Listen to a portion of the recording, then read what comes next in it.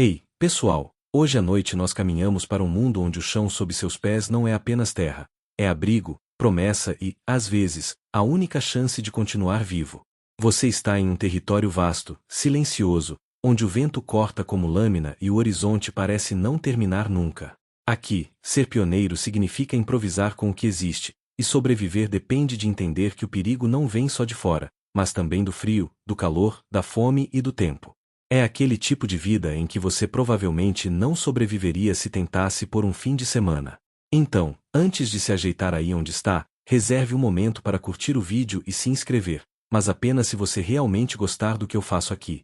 E aproveite para comentar de onde você está assistindo e que horas são por aí agora. Agora, diminua as luzes, talvez ligue um ventilador para aquele zumbido suave de fundo, e vamos entrar com calma na jornada desta noite juntos. Você está parado no meio de um campo aberto, sentindo o chão duro sob as botas. Não há casas de pedra, nem paredes de madeira ainda. Só você, algumas ferramentas simples e a certeza de que o inverno não vai esperar sua indecisão. É nesse momento que a ideia de cavar surge não como algo estranho, mas como solução óbvia. Se o vento castiga acima da superfície, talvez abaixo dela exista paz. Você começa a observar o terreno com atenção.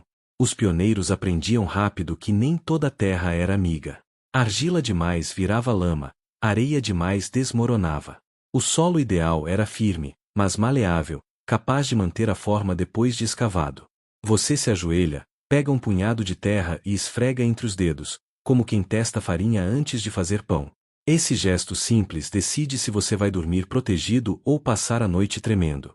Cavar não é romântico. Seus braços doem, as mãos ficam cheias de bolhas, e o suor escorre mesmo quando o ar está frio. Ainda assim, há algo estranhamente reconfortante no ritmo repetitivo da pá entrando na terra. Cada centímetro retirado é um passo a mais longe do vento e dos predadores. E sim, predadores. Não só animais, mas também outros humanos, doenças e o clima imprevisível. O abrigo subterrâneo não é só contra o frio, é contra o mundo. Você cava o suficiente para se agachar, depois para se sentar, e finalmente para deitar. Não é grande, nem bonito, mas já começa a parecer um refúgio. Os pioneiros muitas vezes reforçavam as paredes com toras, galhos ou até tábuas reaproveitadas de carroças quebradas. Nada podia ser desperdiçado. Um pedaço de madeira torto hoje podia ser a diferença entre um teto firme e um desmoronamento durante a chuva. O teto é sua próxima preocupação. Você aprende rápido que cavar para baixo é só metade do trabalho. É preciso pensar em como fechar aquilo sem virar uma armadilha para si mesmo. Galhos grossos, colocados lado a lado, recebem uma camada de capim, depois terra por cima. Quando bem feito, visto de fora, o abrigo quase desaparece na paisagem. Um esconderijo perfeito, ainda que improvisado. Lá dentro, o som muda. O vento vira um murmúrio distante. Seus próprios movimentos parecem mais altos, como se o abrigo estivesse ouvindo você respirar. É aqui que você percebe por que tantos pioneiros escolheram viver parcialmente enterrados. A temperatura é mais estável. No verão, o frescor da terra protege do calor. No inverno, o frio não entra com tanta facilidade. Não é conforto moderno, mas é equilíbrio. Você se senta, encostando as costas na parede de terra compactada. O cheiro é forte, úmido, quase doce. Não é exatamente agradável, mas é o cheiro de estar seguro. Para a iluminação, talvez uma lamparina simples, com chama fraca, só o suficiente para não tropeçar na própria sombra. E você já sabe, fogo demais consome oxigênio, e ninguém quer aprender essa lição da pior forma. Os pioneiros também pensavam em ventilação, mesmo sem chamar assim. Pequenas aberturas, discretas, garantiam que o ar circulasse. Nada muito óbvio, nada que entregasse a localização do abrigo. Você imagina o cuidado quase paranoico em cada decisão. Onde abrir um buraco, onde não abrir, onde dormir, onde guardar comida. Tudo é cálculo silencioso. Falando em comida, o abrigo subterrâneo também protege provisões. Grãos, raízes, carne seca, tudo dura mais longe do sol e dos animais. Você percebe que aquele espaço pequeno começa a representar mais do que um lugar para dormir. É despensa, esconderijo, casa e última linha de defesa. Não é exagero dizer que sua vida inteira cabe ali dentro. Você se deita, sentindo o corpo cansado afundar no improviso de um leito de palha ou peles. O teto está baixo, mas suficiente. Você não pode se esticar muito, mas também não precisa. Nesse momento, entende que sobreviver não é sobre conforto, é sobre adequação. O abrigo subterrâneo não foi feito para impressionar ninguém. Foi feito para funcionar. Enquanto fecha os olhos por um instante, você percebe que este é apenas o começo. O primeiro buraco no chão é também o primeiro acordo silencioso com a terra. Você a respeita, e ela o protege. Amanhã, haverá melhorias, erros, ajustes. Mas esta primeira noite, envolto pelo solo frio e firme, já prova que a ideia funcionou. E assim, com o som distante do vento passando por cima de você, quase como se o mundo tivesse esquecido que você existe, seu abrigo subterrâneo cumpre sua função mais básica. Você sobrevive. E, para um pioneiro, isso já é tudo. Você continua a caminhar pelo terreno, sentindo a terra sob os pés como se ela já estivesse lhe dando sinais. Depois do primeiro abrigo improvisado, vem a percepção clara de que não basta cavar em qualquer lugar. O solo importa. A inclinação importa. A distância da água importa, talvez mais do que qualquer outra coisa. Você aprende isso observando os mais experientes, aqueles pioneiros que já perderam o abrigo inteiro por causa de uma chuva mal calculada ou de um lençol freático traiçoeiro. Você se agacha, pega um punhado de terra e esfrega entre os dedos. Terra muito arenosa desmorona fácil demais. Argila demais vira lama na primeira tempestade. O ideal é um meio-termo difícil de encontrar, e você entende que essa busca silenciosa faz parte da sobrevivência. Hoje, alguém abriria um aplicativo de clima ou veria um tutorial. Aqui, você confia no olhar, no tato e na memória coletiva passada em sussurros ao redor da fogueira. O lugar escolhido quase nunca é o ponto mais óbvio. Você evita vales profundos, onde o ar frio e a água se acumulam, e também foge dos topos expostos, onde o vento castiga sem piedade. O abrigo subterrâneo precisa ser discreto, quase invisível. De longe, deve parecer apenas um trecho comum do terreno, talvez coberto por capim, folhas secas ou neve compactada, dependendo da estação. Você começa a cavar com ferramentas simples, pás rudimentares, enxadas gastas, às vezes apenas as próprias mãos protegidas por panos grossos. O trabalho é lento, repetitivo, quase meditativo. Cada pá de terra retirada carrega o peso da esperança de viver mais um inverno. O som é abafado, surdo, e você percebe como o mundo vai ficando distante à medida que o buraco se aprofunda. É como se a superfície pertencesse a outro ritmo, outro tempo. Logo surge uma preocupação constante: o teto. Você aprende, às vezes da forma mais dura, que cavar para os lados sem reforço é um convite ao desabamento. Troncos de madeira, galhos grossos e até portas reaproveitadas de carroças antigas passam a fazer parte da estrutura. Tudo é reaproveitado. Nada é desperdiçado. Um erro de cálculo aqui não resulta apenas em desconforto, mas em soterramento. Há um detalhe que você jamais ignora: a entrada. Ela nunca é direta. Nunca é óbvia. Muitas vezes é estreita, baixa, exigindo que você se arraste para entrar. Isso não é descuido, é estratégia. Uma entrada pequena mantém o calor, dificulta a entrada de animais e reduz o impacto do vento.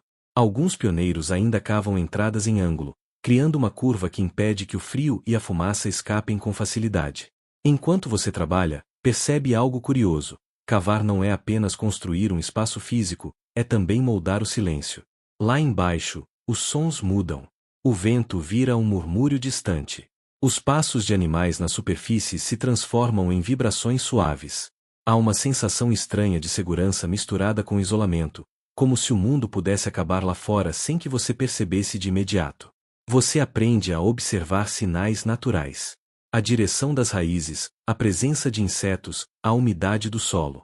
Tudo isso informa se aquele local vai se tornar um abrigo estável ou uma armadilha disfarçada. Historiadores ainda discutem se muitos desses conhecimentos surgiram por tentativa e erro ou se foram herdados de povos que já viviam de forma semi-subterrânea muito antes da expansão dos pioneiros. Com o buraco ganhando forma, surge o cansaço profundo. Os braços doem, as costas reclamam, e você percebe que esse tipo de trabalho não respeita pressa. Tentar acelerar só aumenta o risco. É quase irônico. Para sobreviver rápido, você precisa construir devagar. E enquanto cava, sua mente divaga. Você pensa em como hoje se reclama de paredes finas ou de vizinhos barulhentos, enquanto aqui o luxo é simplesmente não ter o teto desabando sobre a cabeça. Ao final do dia, você se senta dentro do espaço ainda inacabado. O cheiro de terra crua domina tudo. Não é agradável, mas é promissor. Esse cheiro significa abrigo. Significa chance. Você passa a mão pela parede irregular, sentindo pequenas pedras, raízes expostas, imperfeições que amanhã precisarão ser corrigidas. Nada aqui é estético. Tudo é funcional. Antes de sair, você cobre parcialmente a entrada, não para fechar de vez, mas para que o interior comece a se aclimatar. O solo, aos poucos, aprende sua presença. A temperatura se estabiliza. A umidade encontra um equilíbrio frágil. É quase como se o abrigo estivesse vivo, reagindo à sua existência. Você se afasta alguns passos e olha para trás. De fora, quase não se nota nada. Apenas terra remexida, que logo será disfarçada. É nesse momento que você entende: o verdadeiro abrigo não é o buraco em si, mas o conhecimento silencioso que guia cada decisão. E enquanto o sol se põe, você sabe que amanhã continuará cavando, não apenas a terra, mas a distância entre você e tudo aquilo que pode destruí-lo. Você começa a cavar de verdade agora. Até aqui, tudo foi escolha, planejamento, observação do terreno. A partir deste ponto, o corpo entra no jogo. Suas mãos seguram a pá com força, sentindo o peso real da terra úmida, compacta, resistente. Cada golpe no chão devolve um som surdo, abafado, como se o próprio solo estivesse avisando: não será fácil. E não é. Você aprende rápido que cavar um abrigo subterrâneo não é como abrir um buraco qualquer. Os pioneiros sabiam disso por tentativa e erro. A profundidade precisa ser suficiente para manter a temperatura estável, mas não tão grande a ponto de provocar desmoronamentos. Você cava em camadas, removendo a terra aos poucos, empilhando-a longe da entrada para não denunciar sua presença nem bloquear a ventilação improvisada. O ritmo é lento. Você cava, para. Cava mais um pouco, para de novo. O corpo esquenta mesmo no frio, e o suor se mistura à poeira, formando uma camada espessa na pele. Em poucos minutos, você entende por que muitos pioneiros descreviam esse trabalho como exaustivo e silenciosamente desesperador. Não há aplausos, não há testemunhas. Só você, a pá e o chão. A cada metro avançado, surge um novo problema. Pedras grandes interrompem o caminho. Raízes de árvores se entrelaçam como dedos tentando puxar você de volta para a superfície. Em alguns lugares, a terra é tão dura que parece cimento cru. Em outros, solta demais, ameaçando cair sobre sua cabeça. Você aprende a observar as paredes do buraco, a sentir com os dedos se o solo está firme ou instável. Os pioneiros usavam o que tinham. Facas cegas, machados gastos, pedaços de metal reaproveitados viravam ferramentas de escavação. Você faz o mesmo, improvisando, raspando, forçando. Cada pequeno avanço parece uma vitória pessoal. Um passo para dentro da terra é um passo para longe do vento cortante, dos predadores, da fome visível. Há também o medo silencioso. Você está entrando em um espaço que o ser humano não foi feito para ocupar naturalmente. A luz diminui rápido. Mesmo durante o dia, o buraco engole o brilho do sol. Você depende de tochas, lamparinas simples ou pedaços de madeira em chamas. A fumaça incomoda os olhos, e você aprende a fazer pausas frequentes para respirar ar limpo. Em certos momentos, você se pega pensando que talvez estivesse melhor em uma cabana de madeira. Aí você lembra das tempestades, do frio extremo, dos incêndios acidentais. Debaixo da terra, ao menos, o mundo parece mais silencioso. O som do vento não entra. Os ruídos externos se transformam em ecos distantes, quase irreais. É como se você estivesse criando um pequeno mundo à parte. Você começa a moldar o espaço. Alisa as paredes com as mãos, remove saliências perigosas, cria um piso ligeiramente inclinado para evitar acúmulo de água.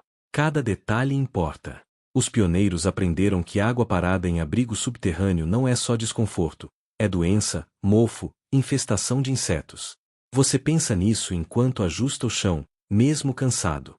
Existe uma curiosidade pouco conhecida. Em algumas regiões, pioneiros cavavam abrigos parcialmente subterrâneos, deixando apenas metade da estrutura abaixo do nível do solo. Isso facilitava a escavação e reduzia riscos, ao mesmo tempo em que mantinha boa parte da proteção térmica. Você considera essa possibilidade, imaginando como adaptar o abrigo ao terreno ao redor. O tempo passa diferente aqui embaixo. Você não vê o sol se mover. Não percebe as nuvens. O corpo só entende o cansaço. Braços pesados, costas doloridas, mãos ardendo. Você faz uma pausa longa, sentado na terra fria, respirando fundo. Há um silêncio profundo, quase reconfortante. Por alguns segundos, o abrigo já parece um lugar seguro, mesmo inacabado. Você também começa a pensar no teto. Não agora, mas em breve. Se cavar sem planejar a sustentação, tudo pode desabar. Troncos, tábuas, galhos grossos serão necessários. Os pioneiros sabiam que a estrutura interna era tão importante quanto a profundidade. Um abrigo mal escorado vira uma armadilha mortal, não um refúgio. Enquanto descansa, sua mente vagueia. Você imagina famílias inteiras vivendo em espaços assim, crianças aprendendo a não bater a cabeça, adultos organizando cada canto para sobreviver ao inverno. Historiadores ainda discutem se esses abrigos eram vistos como solução temporária ou como lares de longo prazo, já que muitos pioneiros passaram anos vivendo debaixo da terra antes de erguer qualquer construção na superfície. Você sorri de leve ao pensar que, para padrões modernos, isso parece impensável. Hoje reclamamos de um quarto sem janela. Aqui, você está criando uma casa sem céu. Ainda assim, há uma sensação estranha de controle. Cada centímetro desse espaço existe porque você o conquistou com esforço físico real. Quando finalmente larga a pá por enquanto, você percebe que não é mais apenas um buraco. É o começo de um abrigo. Um lugar onde o frio será menor, onde o vento não alcança, onde a noite lá fora não dita todas as regras. Você passa a mão pela parede de terra e sente algo próximo de orgulho. A escavação continua, mas agora com propósito claro. Você não está apenas cavando um buraco. Está esculpindo sobrevivência, camada por camada, em silêncio, como tantos pioneiros fizeram antes de você. Você aprende, pouco a pouco, que cavar não é apenas abrir um buraco no chão. É uma conversa lenta com a terra. No começo, suas mãos doem, os ombros reclamam, e cada pá parece pesar o dobro do normal. A terra não se entrega facilmente. Há camadas mais macias, quase amigáveis, e outras duras, compactadas pelo tempo, que exigem paciência e ritmo. Você percebe que os pioneiros entendiam isso muito bem. Não se tratava de força bruta, mas de persistência silenciosa. Você escolhe o local com cuidado. Não é qualquer ponto que serve. Muito perto do rio, o solo fica úmido demais. Muito alto, o vento frio encontra fissuras invisíveis. O ideal é uma encosta suave, onde a água da chuva escorra para longe da entrada. Esse conhecimento não vem de livros, mas de observação diária, de erros repetidos por outros antes de você. Um abrigo subterrâneo mal posicionado podia se transformar em uma armadilha encharcada depois de uma única tempestade. Enquanto cava, você nota como o som muda. Cada metro descido abafa o mundo exterior. O canto dos pássaros fica distante, o vento quase desaparece. Há algo estranhamente reconfortante nisso. É como se o próprio solo estivesse lhe oferecendo silêncio em troca do esforço. Para quem vivia cercado de perigos, frio extremo, animais, conflitos e escassez, esse silêncio era uma forma de segurança. Você começa a reforçar as paredes com o que tem à mão. Troncos retos, galhos grossos, pedras encaixadas com cuidado. Nada é aleatório. Se um tronco fica mal posicionado, o teto pode ceder semanas depois. Você aprende a observar rachaduras, pequenos estalos, sinais quase imperceptíveis de que algo não está certo. Os pioneiros desenvolviam um olhar atento, quase instintivo, para esses detalhes. A sobrevivência dependia disso. O teto é a parte que mais exige atenção. Você não pode confiar apenas na terra. Precisa de vigas sólidas, dispostas de forma que o peso se distribua. Sobre elas, camadas de galhos menores, folhas secas e, por fim, terra novamente. De fora, o abrigo quase desaparece na paisagem. Para um observador distante, parece apenas um trecho comum do terreno. Essa camuflagem não é luxo, é proteção contra o frio, contra invasores e até contra animais curiosos. Você percebe também a importância da entrada. Ela nunca é grande demais. Uma abertura pequena mantém o calor e dificulta a entrada de vento. Muitas vezes, a entrada é feita em ângulo, não diretamente para dentro, criando uma espécie de corredor curto. Isso impede que o ar gelado entre com força e ajuda a manter uma temperatura mais estável lá dentro. É quase como se o abrigo respirasse lentamente, junto com você. Lá dentro, o cheiro da terra é constante. No início, parece estranho, até um pouco sufocante. Mas, com o tempo, você associa esse cheiro à segurança. Ele significa que o abrigo está firme, que as paredes ainda estão no lugar. Os pioneiros sabiam que um abrigo subterrâneo bem feito se mantinha mais quente no inverno e mais fresco no verão.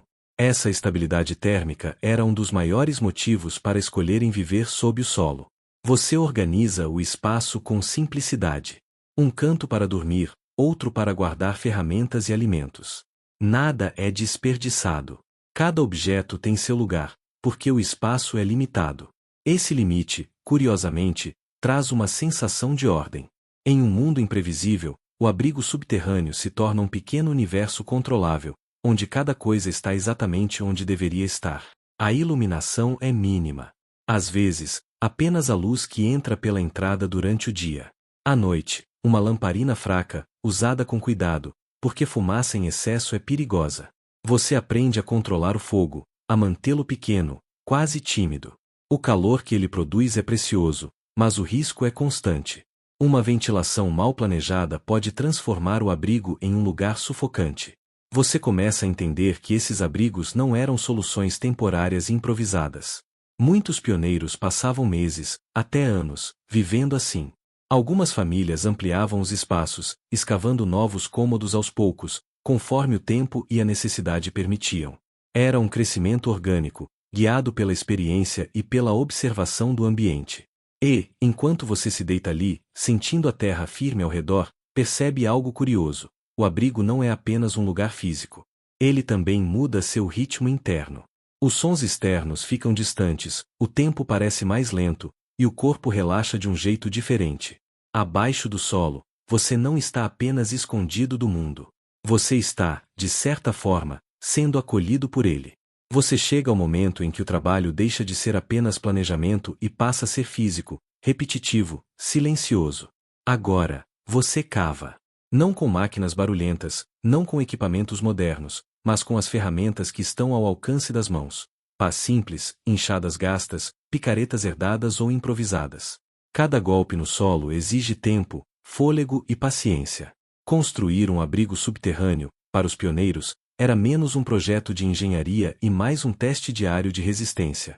Você sente o peso da terra úmida grudando na lâmina da pá. Em solos mais macios, a escavação avança rápido, mas basta encontrar uma camada mais dura, cheia de pedras ou raízes, para o ritmo desacelerar completamente. Em muitos casos, o trabalho era feito em silêncio quase total, não por escolha estética, mas por economia de energia. Falar demais cansava.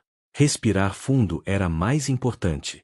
Você aprende rapidamente a respeitar o solo. Cavar fundo demais, rápido demais, podia ser fatal. Desmoronamentos eram um risco real. Por isso, você cava em etapas, sempre observando as paredes ao redor. Se a terra começa a rachar ou cair em pequenos grãos, é sinal de alerta. Você recua, reforça, ajusta. A pressa aqui não salva ninguém. Um fato bem conhecido é que muitos desses abrigos subterrâneos eram parcialmente escavados em encostas, não totalmente no solo plano. Isso reduzia o risco de colapso e facilitava a retirada da terra. Você entende a lógica assim que começa a subir com baldes pesados cheios de barro. Quanto menor a distância, melhor para o seu corpo, que já dói em lugares que você nem sabia que existiam. Entre uma pausa e outra, você descobre soluções simples que fazem toda a diferença. A terra retirada não é desperdiçada. Ela pode virar barreira contra o vento, reforço para paredes externas ou até cobertura adicional.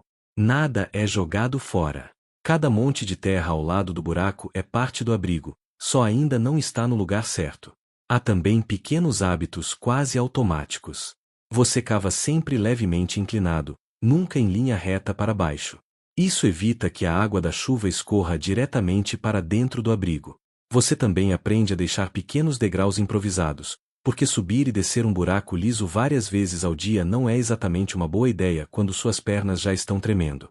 Em alguns casos, Pioneiros usavam fogo controlado para endurecer paredes internas de terra mais argilosa.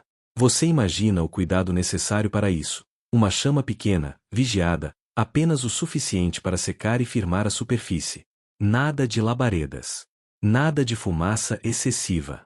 É um equilíbrio delicado entre melhorar a estrutura e não transformar o abrigo em uma armadilha. Você percebe que o tempo passa de forma diferente enquanto cava. Não há relógio. O avanço é medido em palmos, em respirações, em quantas pás você consegue erguer antes de parar. É quase meditativo, se não fosse tão fisicamente exaustivo. Há algo estranhamente calmante em repetir o mesmo movimento, sabendo que cada centímetro conquistado é um passo a mais rumo à segurança. Você também aprende a ouvir. O som da pá mudando indica se a terra está mais fofa ou mais compacta. Um estalo seco pode significar raiz grossa ou pedra grande. Um som oco é sinal de perigo, pode haver um espaço vazio além da parede. Você para imediatamente. Avalia. Ajusta. Aqui, a atenção vale mais do que força.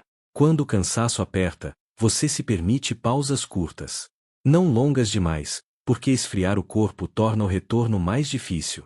Você bebe água, limpa o suor, alonga os ombros. Talvez pense, com um leve sarcasmo interno, que uma academia moderna nunca ofereceria um treino tão completo quanto esse buraco no chão. Ao final do dia, o abrigo ainda está longe de pronto. Mas você olha para dentro e já consegue enxergar um espaço onde antes havia apenas terra compacta. Um lugar onde o vento não entra direto. Onde o frio será menor. Onde você poderá se esconder quando o mundo lá fora ficar hostil demais. E enquanto você se afasta por alguns passos, observando o trabalho feito, entende algo importante. Cavar não é só remover terra. É criar silêncio. É construir proteção com as próprias mãos. É aceitar que sobreviver, muitas vezes, começa abaixo da superfície. Você passa a entender que cavar não é apenas abrir um buraco, é ler o terreno como quem lê um mapa secreto. Você se ajoelha, pega a terra entre os dedos e percebe a diferença entre solo fofo e argila pesada. Os pioneiros aprendem isso rápido, muitas vezes do jeito difícil. Um erro aqui não é só atraso, é risco real. Você sente o peso da responsabilidade quando escolhe onde aprofundar o abrigo, porque um deslizamento não pede licença. Enquanto cava, você percebe que o som muda. A pá bate diferente. O eco fica mais abafado. É a terra dizendo que você está mais fundo, mais protegido e mais isolado. Aqui embaixo, o vento não grita. A chuva não bate. O mundo lá fora vira um murmúrio distante. Para quem fugia de tempestades, ataques ou do frio cortante, isso era quase um luxo. Um luxo sujo, pesado e silencioso, mas ainda assim um luxo. Você nota que os pioneiros reforçam as paredes com troncos, galhos grossos e, quando possível, tábuas reaproveitadas de carroças quebradas. Nada é desperdiçado. Cada pedaço de madeira vira suporte, cada prego torto ganha uma nova função. Existe uma criatividade forçada pela necessidade. Você até sorri ao imaginar alguém olhando para uma roda quebrada e pensando, isso aqui daria um ótimo suporte de parede. Sustentabilidade antes de virar moda. Uma curiosidade pouco comentada é que muitos desses abrigos subterrâneos tinham problemas constantes com insetos e pequenos animais. Cobras, ratos e até texugos não entendiam o conceito de propriedade privada. Para eles, você apenas cavou uma extensão confortável da casa deles. Você aprende, então, que sobreviver não é só se proteger do clima, mas negociar espaço com a natureza, geralmente perdendo algumas discussões. Você se move pelo interior do abrigo ainda em construção e percebe a importância do teto. Ele nunca é plano por acaso. Troncos são colocados lado a lado, cobertos por galhos menores, depois por uma camada espessa de terra. Esse peso todo acima da sua cabeça deveria causar pânico, mas não causa. Porque funciona. A pressão se distribui. A terra, novamente, ajuda a se manter estável. É quase poético. O mesmo material que pode te soterrar é o que te protege. A ventilação vira sua nova obsessão. Um abrigo sem ar é uma armadilha lenta. Você aprende a criar pequenas saídas, tubos improvisados com madeira oca ou buracos estratégicos que permitem circulação sem deixar o frio entrar com tudo. À noite, o ar lá dentro fica pesado, carregado de respiração, fumaça e umidade. Mesmo assim, é melhor do que enfrentar o vento lá fora tentando arrancar sua pele. E falando em fumaça, você entende por que o fogo, aqui embaixo, é tratado com respeito quase religioso. Pequenos fogões de barro, chaminés improvisadas, pedras dispostas com cuidado. Um erro e o abrigo vira uma caixa de fumaça. Outro erro e vira uma fogueira coletiva. Os pioneiros aprendem rápido a fazer fogo pequeno, controlado, quase tímido. Nada de lareiras românticas. Aqui, o fogo precisa ser funcional, não bonito. Você se senta por um momento, encostando as costas na parede de terra compactada. Está frio, mas constante. Não há rajadas inesperadas. Não há barulho de galhos quebrando. Só um silêncio espesso, quase acolhedor. Seu corpo começa a relaxar sem você perceber. É isso que esses abrigos ofereciam, não conforto moderno, mas previsibilidade. E, em tempos hostis, previsibilidade é tudo. Você pensa em como esses espaços moldavam a mente de quem vivia neles. Menos horizonte, mais introspecção. Menos céu, mais atenção aos detalhes. Cada rachadura na parede era observada. Cada goteira, corrigida rapidamente. O abrigo não permitia distrações. Ele exigia presença. Talvez por isso muitos pioneiros desenvolvessem uma relação quase íntima com o espaço subterrâneo, tratando-o como um organismo vivo que precisava de cuidado constante. E enquanto você apaga a lamparina e deixa o escuro tomar conta, percebe que estar enterrado não significa estar perdido. Para os pioneiros, cavar para baixo era uma forma de seguir em frente. Um passo silencioso rumo à sobrevivência, feito com as próprias mãos, dentro da terra que tanto assustava quanto salvava. Você desce mais fundo no abrigo, e percebe que, para os pioneiros, viver sob a terra não era apenas cavar e se esconder.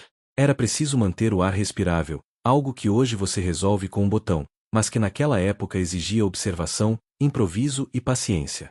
Sem isso, o abrigo virava uma armadilha silenciosa. Você se dá conta de que, a partir de agora, o abrigo subterrâneo deixa de ser apenas um lugar para dormir e se torna um organismo vivo que precisa respirar, drenar e se manter estável. Você aprende, muitas vezes da forma mais difícil, que cavar para baixo é só metade do trabalho. A outra metade é impedir que a terra, a água e o ar decidam entrar quando não são convidados. Você reforça as paredes com toras de madeira, troncos cortados na medida exata. Elas não são perfeitamente retas, e isso exige improviso. Cada encaixe é uma negociação com a gravidade. Em muitos casos, os pioneiros usavam madeira verde, recém-cortada, porque era o que tinham. Isso traz um problema silencioso. Ao secar, a madeira encolhe, criando frestas por onde o frio, a umidade e pequenos animais encontram passagem. Você começa a entender que manutenção constante não é luxo, é sobrevivência. A água é sua maior inimiga. Chuvas fortes transformam o abrigo em uma armadilha lenta. Você cava valas ao redor, cria inclinações suaves no terreno para que a água escorra para longe. Alguns pioneiros construíam pequenos canais internos, verdadeiras cicatrizes no chão, para conduzir a água até um ponto de saída. Dormir ouvindo o gotejar constante era comum. Relaxante para um vídeo moderno, aterrador quando você sabe que cada gota enfraquece a estrutura. Você aprende também sobre ventilação. Um abrigo subterrâneo sem circulação de ar vira um caixão silencioso. Buracos estreitos são abertos em pontos estratégicos, muitas vezes disfarçados com arbustos ou pedras. Esses respiradouros precisam ser pequenos o suficiente para manter o calor e grandes o bastante para não roubar o oxigênio. Há registros amplamente conhecidos de pioneiros que adoeceram sem entender por quê, apenas porque o ar dentro do abrigo se tornava pesado e viciado. Para evitar o frio excessivo, você cobre o teto com uma camada espessa de terra e grama. Isso cria um isolamento natural surpreendentemente eficiente. No inverno, o solo mantém uma temperatura mais estável do que o ar. No verão, protege do calor intenso. É quase irônico, você se sente mais seguro debaixo da terra do que sobre ela. A natureza, que parecia hostil, agora funciona como um cobertor silencioso. Dentro do abrigo, tudo é compacto. Não há espaço desperdiçado. Camas são feitas de plataformas simples, cobertas com peles ou palha seca.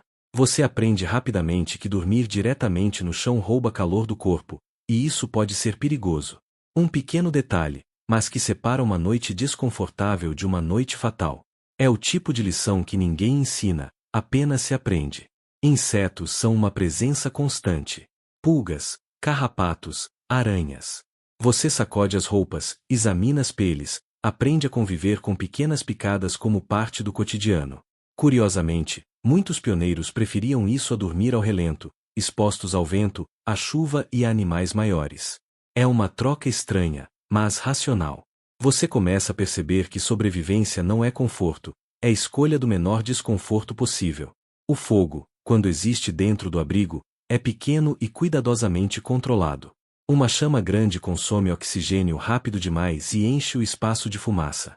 Algumas famílias usavam fogões improvisados com saídas de fumaça escavadas, mas isso exigia habilidade. Um erro de cálculo e o abrigo se enchia de fumaça densa, fazendo os olhos arderem e os pulmões reclamarem. Mesmo assim, a possibilidade de cozinhar e aquecer o ambiente valia o risco.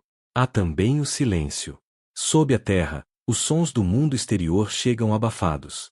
Tempestades parecem distantes.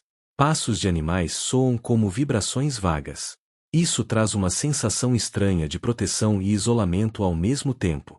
Você se sente escondido, quase invisível, mas também desconectado. Para muitos pioneiros, esse silêncio era reconfortante. Para outros, enlouquecedor. De tempos em tempos, você precisa sair e verificar se o abrigo continua seguro. A terra se move lentamente, quase imperceptível. Pequenas rachaduras surgem. Você as tapa com barro, reforça com madeira, ajusta o que for preciso. É um trabalho constante, repetitivo, quase meditativo. 3 piadas leves passam pela sua cabeça. Você percebe que seu apartamento não tem janela, o condomínio não aceita reclamações e o teto literalmente pode cair se você ignorar a manutenção. Ainda assim, você sorri. Está funcionando. Existe um debate acadêmico sobre o quanto esses abrigos eram planejados desde o início ou adaptados aos poucos conforme a necessidade aumentava. O que fica claro para você é que, independentemente da intenção inicial, viver debaixo da terra exigia atenção diária, respeito ao ambiente e uma compreensão profunda de limites físicos muito reais. Quando a noite chega, você se deita sentindo o peso reconfortante da terra acima de você. Não é claustrofobia, é contenção. O abrigo não é bonito, não é espaçoso, mas é estável. E estabilidade, naquele contexto, vale mais do que qualquer luxo moderno. Você desce mais fundo no abrigo, sentindo o ar ficar ligeiramente mais fresco à medida que a terra passa a envolver tudo ao seu redor. Aqui, você começa a entender que construir um refúgio subterrâneo não era apenas cavar um buraco e se esconder dentro dele. Era um exercício constante de adaptação, observação e sobrevivência silenciosa. Cada escolha feita pelos pioneiros tinha consequências diretas no conforto, e, muitas vezes, na vida ou na morte. A iluminação é fraca, sempre calculada. Velas eram valiosas demais para serem desperdiçadas. Lâmpadas a óleo só eram acesas quando estritamente necessário. Durante o dia, pequenas aberturas estratégicas deixavam entrar feixes tímidos de luz natural, criando sombras longas nas paredes de terra. À noite, tudo se transformava em um jogo de silhuetas tremulantes. Você percebe como o tempo passa de forma diferente ali embaixo. Sem sol direto, o corpo perde a noção exata das horas. Manhã, tarde e noite começam a se misturar em um ritmo próprio, mais lento, quase hipnótico. Você também começa a notar o silêncio.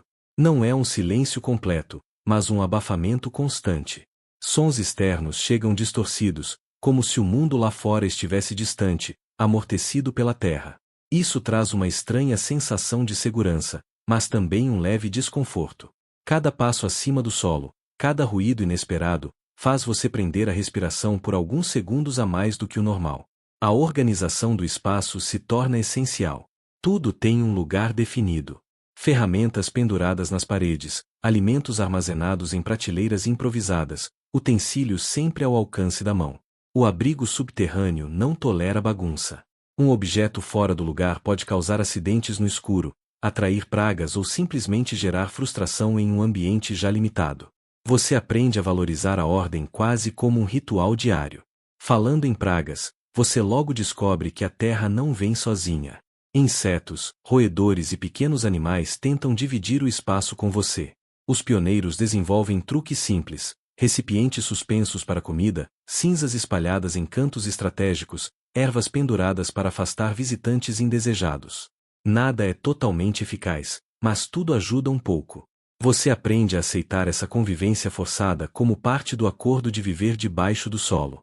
O cheiro do abrigo é outro detalhe impossível de ignorar. Mistura de terra úmida, madeira, fumaça antiga e corpos humanos.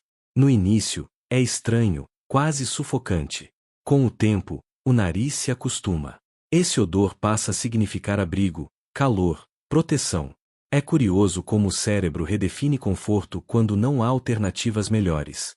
No fim do dia, quando você se deita nesse espaço apertado, percebe que sobreviver ali exige mais do que força física. Exige paciência, atenção e uma estranha intimidade com a própria vulnerabilidade. O abrigo subterrâneo não é apenas uma construção. É uma extensão do corpo, da mente e da vontade de continuar existindo, mesmo quando o mundo lá fora parece hostil demais.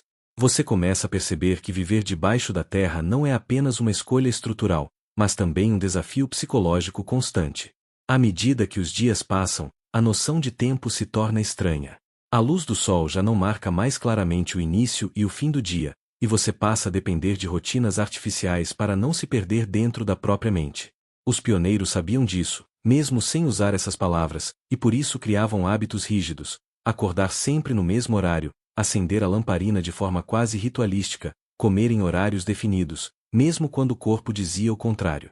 Você sente o peso do silêncio. A terra abafa sons externos, o que parece reconfortante no início, mas logo se transforma em uma quietude quase opressora. Por isso, muitos pioneiros mantinham pequenos ruídos constantes dentro do abrigo. Um pedaço de metal pendurado que balançava com o vento do túnel de ventilação, o gotejar proposital de água em uma vasilha, ou até o hábito de conversar em voz alta consigo mesmo. Falar sozinho, aqui embaixo, não era sinal de loucura, era uma estratégia de sobrevivência. O ar é outro desafio. Mesmo com aberturas de ventilação, o oxigênio parecia sempre pesado, carregado de cheiros de terra, suor, madeira úmida e alimentos armazenados. Você aprende a reconhecer cada aroma como um aviso. Cheiro forte demais de mofo significa perigo. Ar parado demais indica que algo bloqueou a saída. Alguns pioneiros queimavam pequenas quantidades de ervas secas ou madeira aromática não apenas pelo cheiro agradável, mas para observar a fumaça. Se ela subia e escapava, o ar estava circulando. Se ficava parada, era hora de agir rápido. A iluminação é fraca e constante. A chama da lamparina não dança muito, protegida do vento, e isso cria sombras estáticas nas paredes de terra batida. Você começa a reconhecer essas sombras, quase como velhos conhecidos. Um contorno parece um rosto, outro lembra um animal. No começo, isso assusta.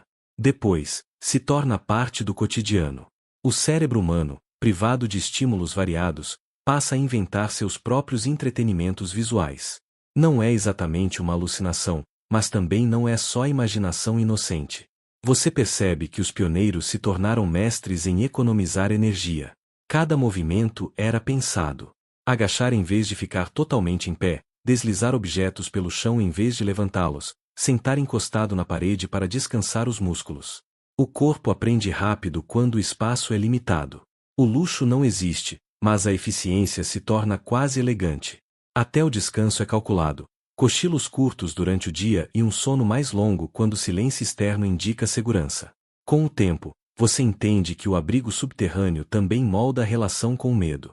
Aqui embaixo, você não vê a tempestade, não enxerga animais à distância, não percebe movimentos estranhos no horizonte. Isso reduz certos temores, mas amplifica outros. Um pequeno ruído pode parecer enorme. Um estalo na madeira faz seu coração disparar. Os pioneiros aprendiam a diferenciar sons reais de perigos imaginários. Um rangido lento é apenas a terra se acomodando.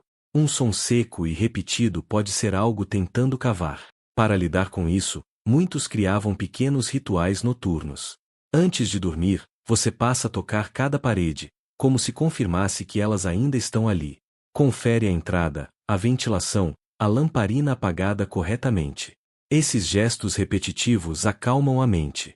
É quase como trancar portas invisíveis. Você percebe que o abrigo não protege apenas o corpo, mas precisa proteger também a sanidade. A convivência em espaços subterrâneos exige adaptação emocional. Se você não está sozinho, aprende rapidamente que o silêncio pode ser mais agressivo do que uma conversa mal-humorada. Pequenas irritações ganham proporções enormes quando não há para onde sair. Por isso, os pioneiros criavam momentos de separação mesmo em espaços minúsculos. Um fica perto da entrada, outro mais ao fundo. Um trabalha enquanto o outro descansa. Essa alternância evita conflitos maiores, mesmo quando o mundo lá fora já é conflito suficiente. Depois de um tempo, a ideia de sair do abrigo provoca ansiedade. A luz forte do sol machuca os olhos. O vento parece agressivo. Os sons são altos demais. A terra firme sob os pés parece instável. Muitos pioneiros relatavam essa sensação sem saber explicar. O subterrâneo, que começou como refúgio temporário, passa a parecer o único lugar realmente seguro. O perigo não é apenas externo, é se apegar demais ao esconderijo. Mesmo assim, o abrigo cumpre sua função. Ele atravessa noites geladas, dias de calor extremo, períodos de ameaça constante. Você percebe que cada escolha feita na construção, a profundidade, a ventilação, a divisão interna, reflete não só conhecimento prático, mas uma compreensão profunda do comportamento humano sob pressão. Nada ali é por acaso. Quando você se deita, encostando a cabeça em um saco de tecido cheio de palha seca, o som abafado da terra acima cria uma sensação estranha de proteção. O mundo pode desabar lá fora. Aqui embaixo, tudo parece suspenso no tempo. Você respira devagar, sentindo o abrigo não como uma prisão, mas como um útero de sobrevivência. Um espaço escuro, apertado, silencioso e absolutamente necessário. Você desce novamente pelo corredor estreito do abrigo subterrâneo, e à medida que seus olhos se ajustam à penumbra constante, percebe que este lugar não é apenas um buraco na terra, é um sistema cuidadosamente pensado para durar. Até aqui, você já entendeu como os pioneiros cavavam, reforçavam paredes, controlavam o frio e a umidade. Agora, você começa a notar algo ainda mais delicado: a forma como eles lidavam com o ar, o silêncio e o tempo. O ar não circula como em uma casa comum. Aqui, ele entra devagar, quase tímido, e sai carregando cheiro de terra, fumaça e corpos humanos. Para evitar que o frio entrasse junto, os pioneiros criavam curvas nos dutos, pequenas chaminés subterrâneas que quebravam o vento. É um detalhe simples, mas genial. Você percebe que sobreviver não dependia de força, e sim de observação paciente. O tempo, aqui embaixo, também se comporta de forma estranha. Sem janelas, sem sol direto, o corpo perde suas referências. Você acorda sem saber se ainda é manhã ou se o dia já está terminando. Para resolver isso, alguns pioneiros mantinham rotinas rígidas. Não porque fossem organizados por natureza, mas porque o corpo precisava de estrutura para não se perder. Horários de refeições, pequenas tarefas repetidas, pausas forçadas para descanso. Você percebe que até a iluminação era pensada com cuidado. Velas e lamparinas eram usadas com parcimônia. Fumaça demais significava ar ruim. Luz demais significava desperdício. Então, a maior parte do tempo era passada em uma penumbra constante, que hoje você chamaria de desconfortável, mas que naquela época se tornava normal. O olho se adapta. A mente também. E é aqui que surge uma percepção curiosa. Esses abrigos não eram apenas respostas a perigos externos, mas também exercícios de resistência mental. Ficar dias ou semanas sob a terra exigia um controle emocional enorme. O medo não vinha só de fora, mas do próprio confinamento. A sensação de estar enterrado vivo rondava o pensamento de muitos. Para lidar com isso, alguns pioneiros decoravam as paredes com marcas simples, símbolos, riscos que contavam dias ou apenas lembravam que alguém esteve ali, consciente, presente. Você passa a mão pela parede e sente pequenos entalhes. Não são aleatórios. Podem ser contagens, orações, tentativas de manter a sanidade. Não é algo romântico, mas profundamente humano. Em um mundo instável, essas marcas eram uma forma de afirmar: eu ainda estou aqui. Há também o aspecto do calor humano. Abrigos subterrâneos raramente eram usados por uma única pessoa. Famílias inteiras se apertavam nesses espaços. O calor dos corpos ajudava a manter a temperatura estável, mas também exigia convivência constante. Não havia como se isolar. Discussões, silêncios longos e pequenas tensões faziam parte do pacote. Você percebe que sobreviver significava dividir espaço, ar e paciência. Em alguns casos, os pioneiros criavam pequenos nichos pessoais, não quartos, mas cantos. Um cobertor pendurado, um caixote virado, qualquer coisa que delimitasse seu lugar. Hoje isso parece banal, mas ali embaixo era essencial para preservar um mínimo de identidade. E então você entende algo importante. Esses abrigos não eram soluções temporárias improvisadas. Muitos foram usados repetidamente ao longo de anos. Eles evoluíam. Melhorias eram feitas aos poucos. Um duto reposicionado. Um piso reforçado. Uma entrada mais discreta. Cada retorno tornava o abrigo um pouco mais eficiente, um pouco mais seguro. Você respira fundo novamente e percebe que, apesar da claustrofobia inicial, há uma estranha sensação de proteção aqui. A terra ao redor não é apenas peso, é escudo. O mundo lá fora pode ser hostil, imprevisível, violento. Aqui embaixo, tudo é controlado, limitado, conhecido. E talvez seja por isso que, para muitos pioneiros, esses abrigos representavam não apenas sobrevivência, mas alívio. Você fica alguns segundos em silêncio, sentindo o ar circular lentamente, ouvindo nada além da própria respiração. E entende que viver sob a terra exigia mais do que ferramentas. Exigia adaptação, paciência e a capacidade de transformar um espaço sufocante em um refúgio possível. Muitos pioneiros usavam velas não só para luz, mas como ferramenta de sobrevivência. Se a chama enfraquecia rápido demais, era sinal de pouco oxigênio. Nada de alarmes modernos. Seu corpo e seus sentidos eram os sensores. Você passa a confiar no próprio nariz, nos pulmões, na sensação de aperto no peito. A umidade é outro inimigo silencioso. A terra ao redor parece firme, protetora, mas também transpira. Gotas surgem nas paredes em dias mais frios. Você aprende a cavar pequenos canais no chão para conduzir a água até um ponto mais baixo, onde ela pode ser absorvida ou retirada com baldes. Em alguns abrigos, areia e cascalho eram usados como camadas de drenagem improvisada. O cheiro do abrigo se torna familiar. Terra úmida, madeira crua, fumaça antiga. Não é agradável, mas é seguro. Você entende que conforto, aqui, tem outro significado. Estar seco já é luxo. Estar aquecido é vitória. Estar vivo é sucesso absoluto. Você organiza o espaço com cuidado quase obsessivo. Cada objeto tem um lugar fixo. Ferramentas penduradas, mantimentos empilhados, roupas dobradas em caixas de madeira. No subsolo, a desordem vira perigo. Um objeto perdido no escuro pode significar um corte, uma infecção, ou horas desperdiçadas procurando algo simples. A iluminação é mínima. Velas e lamparinas a óleo são usadas com parcimônia. Fogo demais consome oxigênio, fogo de menos deixa você na escuridão total. Você aprende a viver em tons de sombra. Seus olhos se adaptam. Pequenos reflexos na parede passam a ser suficientes para orientar seus passos. É aqui que você entende uma verdade pouco romantizada. Esses abrigos não eram pensados para conforto prolongado, mas para atravessar o pior. Invasões, tempestades, invernos extremos, conflitos armados. Historiadores ainda discutem se muitos desses abrigos eram usados por dias ou semanas seguidas, ou apenas como refúgios temporários em momentos críticos. O que se sabe é que eles salvaram vidas. O silêncio também pesa.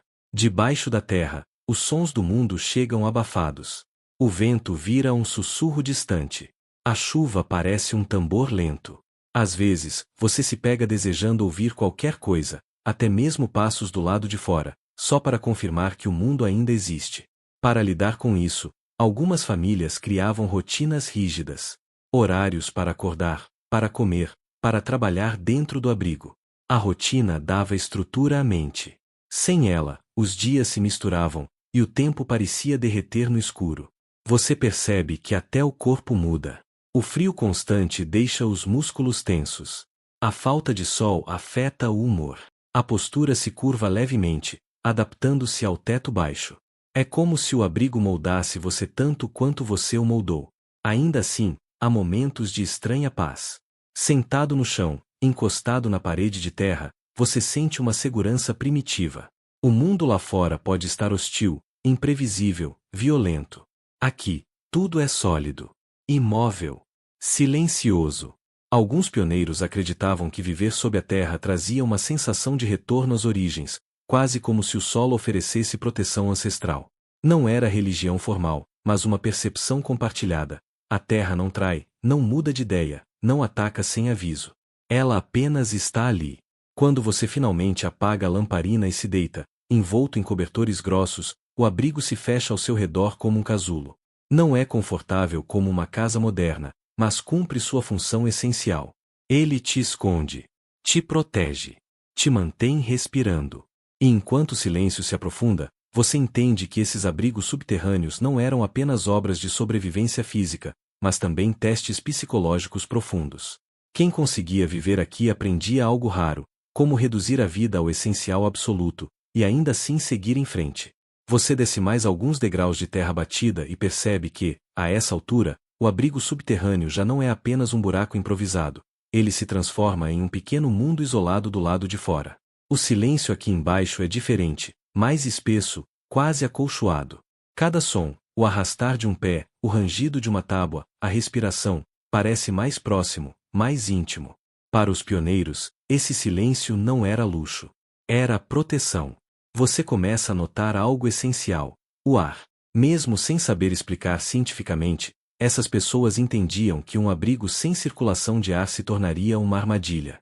Por isso, aberturas estreitas eram cavadas até a superfície, às vezes disfarçadas entre arbustos, troncos ou pedras. Não eram janelas, nem exatamente chaminés, mas canais de sobrevivência. Um dos fatos históricos mais conhecidos sobre esses abrigos é que muitos pioneiros já criavam sistemas simples de ventilação cruzada, permitindo que o ar frio entrasse por um lado e o ar quente escapasse por outro.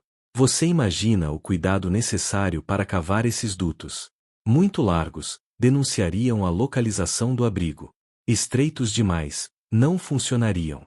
Então você se vê ajoelhando no chão, ajustando pedras com as próprias mãos, testando o fluxo de ar com uma vela acesa. Se a chama tremesse suavemente, estava tudo certo. Se apagasse, bem, isso significava voltar a cavar. Não havia manual, só tentativa, erro e muita paciência. A iluminação também exige criatividade. Aqui embaixo, o sol chega apenas como uma lembrança distante. Velas eram usadas, claro, mas com cautela. Fumaça demais enchia o espaço e roubava oxigênio. Por isso, muitas famílias limitavam a luz a momentos específicos do dia. À noite, você aprende a se mover quase no escuro, memorizando cada canto. É como andar pela própria casa sem acender a luz, só que qualquer tropeço pode significar dor, barulho ou algo quebrado que não pode ser substituído facilmente. Você percebe que o tempo passa diferente. Sem janelas, sem relógios, o dia é marcado por tarefas, não por horas. O corpo aprende novos ritmos. Dormir cedo não é uma escolha, é consequência da escuridão. Acordar cedo acontece naturalmente, quando alguém sobe para verificar o exterior ou quando a rotina chama. Aos poucos, o abrigo deixa de ser apenas um esconderijo e se torna um organismo vivo, com hábitos próprios. Mas há também o lado psicológico. Ficar enterrado, mesmo por segurança, pesa na mente. Os pioneiros sabiam disso, mesmo sem usar palavras como ansiedade ou claustrofobia. Então você começa a entender por que muitos desses abrigos tinham pequenos espaços dedicados a objetos familiares. Uma Bíblia, uma fotografia, um utensílio trazido da antiga casa. Não é decoração. É âncora emocional. Você se senta por um momento e percebe algo curioso. Apesar do aperto, há uma sensação estranha de controle. Lá fora, o clima muda sem aviso, perigos surgem no horizonte, e tudo é incerto. Aqui embaixo, cada centímetro foi pensado por você ou por alguém da família. Cada parede existe porque alguém cavou. Isso cria uma sensação silenciosa de domínio sobre o próprio destino, mesmo que seja uma ilusão parcial. Claro, nem tudo é conforto. A umidade insiste em aparecer. Gotas escorrem lentamente pelas paredes em dias de chuva. Você aprende a posicionar recipientes, a reforçar certas áreas com madeira, a aceitar que algumas coisas sempre estarão um pouco úmidas. Roupas nunca secam completamente. O cheiro da terra é constante. Depois de um tempo, você nem percebe mais, até sair para o ar livre e estranhar o mundo lá fora. E mesmo assim, você descobre momentos de calma profunda. Há algo quase meditativo em estar protegido pela terra. A mesma terra que exige tanto esforço para ser cavada agora envolve o abrigo como um cobertor pesado. Você encosta a mão na parede fria e lembra que, acima de você, existe um mundo inteiro, mas que, por agora, não precisa lidar com ele. Essa fase da vida subterrânea ensina algo essencial. Sobreviver não é apenas resistir ao ambiente externo, mas adaptar o interior, do espaço e da mente. Cada respiração aqui embaixo é um lembrete silencioso de que o abrigo não é apenas um lugar. É uma estratégia, um acordo entre medo e engenhosidade. Você se ajeita, respira fundo e deixa o silêncio trabalhar a seu favor. Amanhã, haverá mais tarefas. Mas por agora, o abrigo cumpre seu papel. Ele segura o mundo do lado de fora e mantém você inteiro por dentro. Você já aprendeu a cavar, reforçar paredes, escolher o solo certo e esconder a entrada.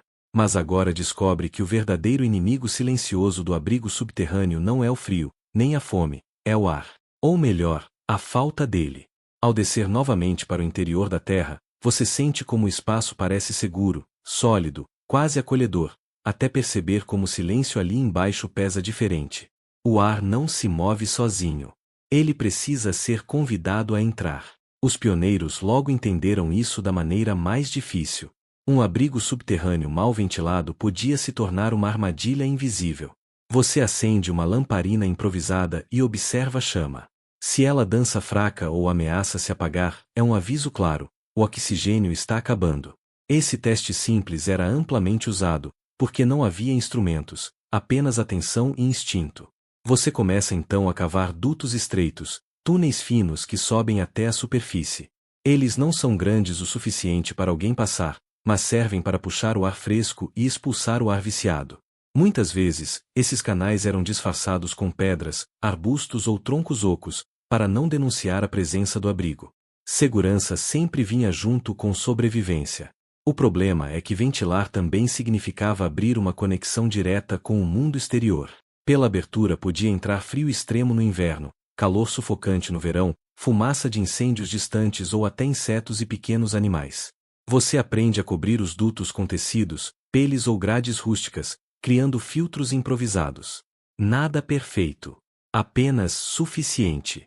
Quando o fogo entra em cena, tudo fica ainda mais delicado.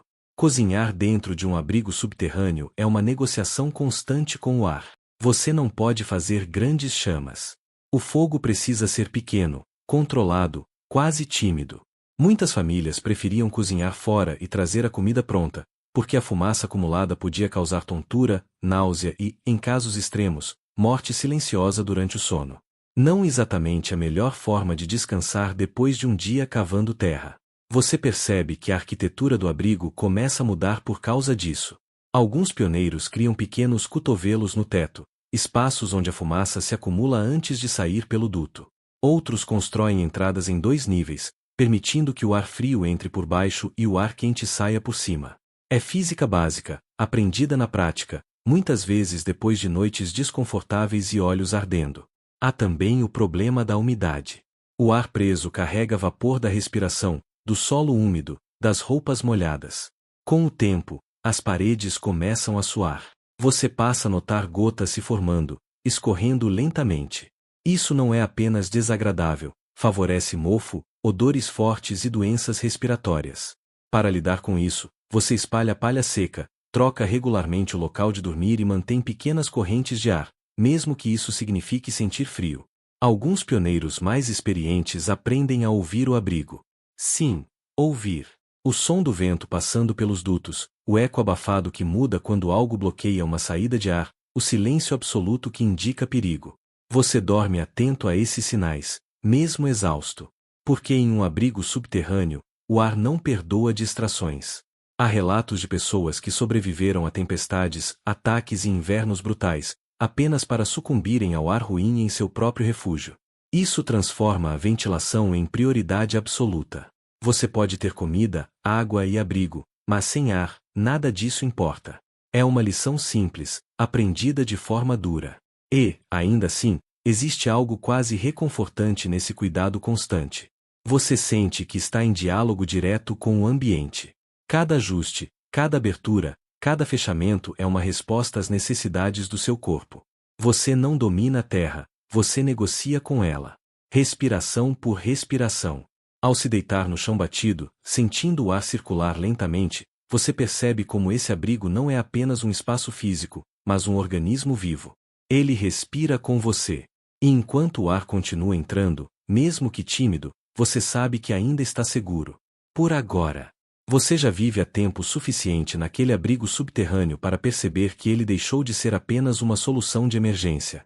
Agora, ele molda sua rotina, seus sentidos e até a forma como você pensa. O mundo lá fora continua imprevisível, frio demais, quente demais, hostil demais, e, aos poucos, o subsolo se transforma no lugar mais estável que você conhece. A higiene continua sendo um desafio constante. A umidade do subsolo favorece mofo e odores, então você aprende a ventilar o espaço sempre que possível.